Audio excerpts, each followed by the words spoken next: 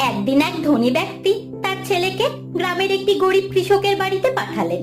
উদ্দেশ্য ছিল তার ছেলেকে দেখানো আসলেই দারিদ্রতা কেমন হয়। ছেলেটি পুরো একদিন ও এক রাত কৃষকের সঙ্গে কাটিয়ে ফিরে এলো। বাবা জিজ্ঞেস করলেন, বলো তো এই যাত্রা থেকে তুমি কি শিখলে?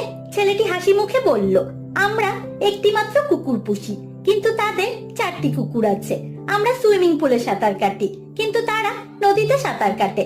আমাদের বাগানে দামি লাইট লাগানো, কিন্তু তাদের রাত জুড়ে জ্বলতে থাকা তারার আলো আছে।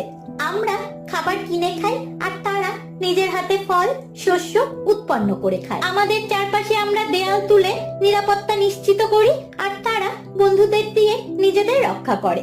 ছেলেটি একটু থেমে বলল, বাবা ধন্যবাদ, তুমি আমাকে দেখিয়েছো আসলে আমরা কত গরিব।